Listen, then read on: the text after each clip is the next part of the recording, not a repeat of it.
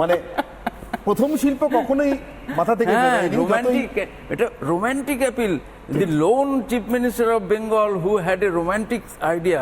Romantic কারা কারা ছিল আমাদের ভারতীয় রাজনীতিতে? জওহরলাল নেহরু, সুভাষচন্দ্র বসু। ঠিক। আমি সর্দার আমজাদ আলীর কাছে যাব, তার কারণ কিছুক্ষণ আগে সংগ্রামবাবু বলছিলেন যে অ্যাডাপটিভ ছিলেন ভীষণ। সর্দার আমজাদ আলী, আপনার কি মনে হয় বুদ্ধদেব ভট্টাচার্য, যে বুদ্ধদেব ভট্টাচার্যের জীবন নিশ্চিতভাবে তার ছাত্র রাজনীতি, যুব রাজনীতি, তার রাজনৈতিক জীবনের অধিকাংশটাই কংগ্রেস বিরোধিতা, কংগ্রেসের বিরুদ্ধে রাজনীতি, সেই তিনি সোনিয়া গান্ধীর সঙ্গে এক মঞ্চ শেয়ার করে বিধানসভার নির্বাচনের আগে 2016 সালে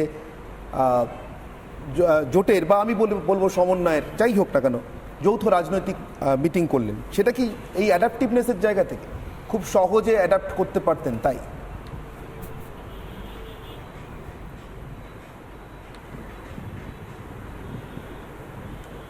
দেখুন, আমি বুদ্ধবাবুকে যতখানি জানি সে বিষয়ে তার সম্পর্কে বলতে গেলে একটা কথাই আমি বলবো, যে রাজনীতিক হিসেবে বুদ্ধবাবুকে এবং মানুষ হিসেবে বুদ্ধবাবুকে একটা সম্পূর্ণ ব্যতিক্রমী বিপ্লবী, এই অভিধাটাই আমি দেব, ব্যতিক্রমী বিপ্লবী। সঞ্চালক মহাশয়, আপনি শুরু করেছিলেন PL 480 চিটফান্ড শিল্পোদ্যোগ ইত্যাদি। স্বাধীন ভারতবর্ষের পদচারণায় দীর্ঘদিন যেতে যেতে এই জাতির জীবনে অনেক পরিবর্তন এসেছে। ঠিক। সেই মূল পরিবর্তনের মধ্যে দুটো আদর্শের লড়াই চলেছিল, একটা গান্ধীবাদী আদর্শ, একটা মার্ক্সবাদী আদর্শ। আমার মনে হয় আমি ঠিক বলছি। ঠিক। এই গান্ধীবাদী আদর্শ এবং মার্ক্সবাদী আদর্শের মধ্যে যে সংঘাত, সেই সংঘাতের মধ্যে সমন্বয় সৃষ্টিকারী একটা মানুষ যদি কাউকে খুঁজে মার্ক্সবাদী কমিউনিস্ট পার্টিকে বের করতে হয়, তাহলে আমি যার নাম বলবো তিনি বুদ্ধদেব ভট্টাচার্য। আমি তাকে একটা সম্পূর্ণ মানুষ কেন বলতে চাইছি, ব্যতিক্রমী বিপ্লবী কেন বলতে চাইছি? তিনি একটা দলের আদর্শে বিশ্বাস করতেন, তিনি মার্ক্সবাদের নীতিতে বিশ্বাস করতেন।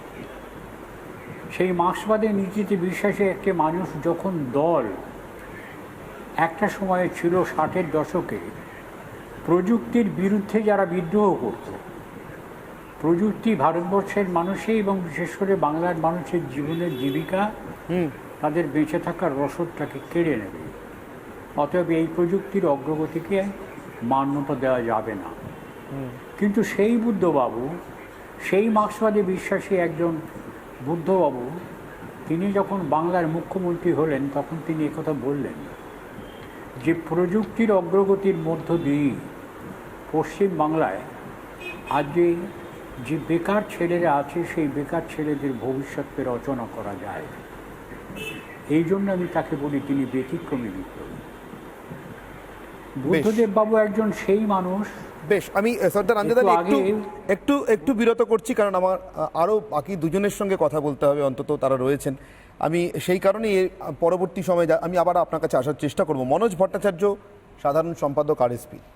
মনোজবাবু, নিতান্তই ফ্রন্টগতভাবে যোগাযোগ, রাজনীতিগতভাবে যোগাযোগ, মন্ত্রিসভাতেও আপনি তো কখনো যাননি আপনার রাজনৈতিক বিশ্বাস ইত্যাদির কারণে, কিন্তু আমার প্রশ্ন, যে বুদ্ধদেব ভট্টাচার্যকে আপনি ফ্রন্ট মিটিংয়েও দেখেছেন, বারবার দেখেছেন, তার মুখ্যমন্ত্রীত্বের সময় দেখেছেন, সেই বুদ্ধদেব ভট্টাচার্যের স্বপ্ন নিয়ে আমি শুরু করেছিলাম। অনেকগুলো স্বপ্নের কথা বলেছি, একটা বড় স্বপ্নের ছবির কথা বলেছি।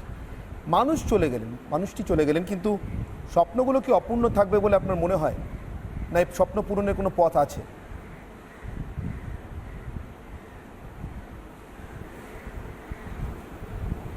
না, আমি প্রথমেই আমার অত্যন্ত ঘনিষ্ঠ বন্ধুসম কমরেড বুদ্ধদেব ভট্টাচার্যের স্মৃতির প্রতি আমার গভীর শ্রদ্ধা আমি জ্ঞাপন করব। এবং তারপরে যেটা বলবো যে বুদ্ধদেব ভট্টাচার্য ওয়াজ ডেফিনেটলি আ ভিশনারি। উনি দ্রষ্টা ছিলেন এবং উনি দেখতে চেয়েছিলেন, ভাবতে চেয়েছিলেন, বুঝতে চেয়েছিলেন, এবং পশ্চিমবঙ্গের মানুষের কল্যাণ কিসে হবে সে পথটার ভুল না ঠিক আমি সেই মন্তব্যে যাচ্ছি না, তিনি ঐকান্তিকভাবে চেয়েছিলেন। এবং তার সঙ্গে আমার পরিচয় তারও অনেক আগে, উনি তখন মন্ত্রী নন। পশ্চিমবঙ্গের যুব আন্দোলনে আমরা একসঙ্গে কাজ করার সুযোগ আমার হয়েছিল, সৌভাগ্য হয়েছিল বলতে গেলে পরে, ভাগ্যে বিশ্বাস না করে বলতে হয়। এবং তখন থেকে আমি মানুষটাকে গভীরভাবে চিনি। ওর ইমোশনস, ওর সাংঘাতিক ইমোশন, ওর ওর বিশেষ করে সংস্কৃতি সম্পর্কে, নাটক, শুধু নাটক নয়, নাটক, কবিতা, সাহিত্য, রবীন্দ্রনাথ, এই সমস্ত মিলিয়ে একটা অসাধারণ উচ্চতার মানুষ ছিলেন, কোনো সন্দেহ নেই এতে। আমরা অনেক সময় তার সতীর্থ হিসেবে শেখার চেষ্টা করতাম, বোঝার চেষ্টা করতাম। তিনি 2001 সালে তিনি যখন মুখ্যমন্ত্রী হলেন, তারপরে উনি একটা বিশেষ জায়গাতে উনি চেয়েছিলেন যে মানুষের সঙ্গে প্রত্যক্ষভাবে সম্পর্ক স্থাপন করি। আমার মনে আছে আমি যখন দিল্লিতে থাকি, উনি ফোন করে বললেন যে একবার এলেই তো আড্ডা মারা যায় খানিকটা। উনি আড্ডা মারতে খুব ভালোবাসতেন, একটু উচ্চ শ্রেণীর আড্ডা মারতে খুব ভালোবাসতেন। ওর কি পছন্দ অপছন্দের ব্যাপারও ছিল, এটা ঠিক যে আবেগ সম্পন্ন, কিন্তু পছন্দ অপছন্দ ছিল। তিনি সবার সঙ্গে কথা বলতে চাইতেন না বা বলতে ভালোবাসতেন না। আমি একটা কথা বলে নিই এই ফাঁকে, যে 2006-07 সালে ডক্টর মনমোহন সিং যখন নাকি এখানে পশ্চিমবঙ্গে খুব সাংঘাতিক একটা ঘটনা ঘটছে, একটা উত্তাল আন্দোলনের সূত্রপাত হয়েছে, সেই সময় ফোন করে আমাকে বললেন যে তুমি একটু দিল্লিতে এসো। আমি বলি কেন ডক্টর সাহেব, ওয়াই? বলে দেখো তুমি এসো, বলবো তুমি দিল্লি চলে এসো, কত তাড়াতাড়ি আসতে পারো। তা আমি যথারীতি একটু সময় নিয়ে গেলাম। যাওয়ার পরে সাউথ ব্লকে ওর অফিসে উনি ডাকলেন, ডেকে বললেন যে দেখো, he is the only gentleman chief minister in the country. সারা দেশের একমাত্র ভদ্রলোক মুখ্যমন্ত্রী, ওনার যাতে কোনো সমস্যা না হয় সে দেখার কর্তব্য তোমারও। আমি কথাটা নিশ্চয়ই মেনেছিলাম যে বুদ্ধবাবু একজন এক্সেপশনালি ভদ্র মানুষ, সংস্কৃতিবান মানুষ। ওর গলায় কখনো ঝোলাতে হয়নি আমি সততার প্রতীক, এটা কখনো করতে হয়নি। কিন্তু তিনি ভীষণ ইমোশনে চলতেন, আবেগে চলতেন, এবং আবেগে চলতে গিয়ে অনেক সময় নিজেই নিজের উপরে কিছু চাপ বাড়িয়ে নিতেন। এটা ঘটনা। বেশ, আমাকে ডক্টর মনমোহন সিং একটা খুব মজার গল্প বলেছিলেন, মজার ঘটনা বলেছিলেন, অভিজ্ঞতা। আমি মনোজবাবু বলছি যে আবারও তিনি আপনার কাছে এলেন, আসার চেষ্টা করছি। তার আগে একবার, যেহেতু সময় সংক্ষেপ, আমি শতরূপের কাছে আসবো। শতরূপ সর্বশেষ প্রজন্ম যারা বোধহয় বুদ্ধদেব ভট্টাচার্যকে খুব কাছ থেকে দেখেছে। 11 সালে যখন আপনি নির্বাচনে লড়ছেন শতরূপ, জীবনের প্রথমবার, তখন আপনার যা বয়স, আজকে ওই বয়সী ছেলেমেয়েরা বুদ্ধবাবুর শেষ যাত্রার ছবি তুলছিল। এই স্বপ্নটা নিয়ে কথা হচ্ছে শতরূপ। আমি একটা কথা বলছি অনির্বাণ, যেহেতু তুমি নির্বাচনের কথা বলছো, 11 সালে আমি যখন কসবায় প্রার্থী, কসবার ঠিক লাগোয়া কেন্দ্র যাদবপুর, ওখানে বুদ্ধদা প্রার্থী, তো আমাদের বহু মিটিং মিছিল ইত্যাদি তো একসাথেই হতো, যৌথ প্রচার।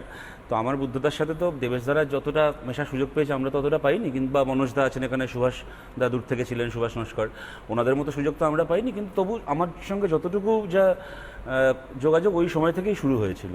আমি তোমাকে 2016-র একটা কথা বলছি। 2016-এ বুদ্ধদা আর ভোটে প্রার্থী নন, এবং মানে ততদিন ওনার শরীরের যা অবস্থা তাতে সবাই জানে যে উনি আর সংসদীয় রাজনীতিতে উনি আর থাকবেন না, ওনার থাকার কথাও না। তো সেই সময়কার কথা বলছি, তুমি যেহেতু ওই জেনারেশনের ছেলে মেয়েদের কথা বলছো, ঢাকুরিয়া থেকে আমাদের একটা শুরু হয়েছে, ওই একটা র্যালি বা রোড শো যাই বলো, জিপের বুদ্ধদা আছে, আমি আছি, সুজনদা ছিল, তো সেটা গড়িয়া পর্যন্ত যাবে। কাতারে কাতারে ভিড় গোটা রাস্তায়, মানে মানুষের শেষ দেখা যাচ্ছে না।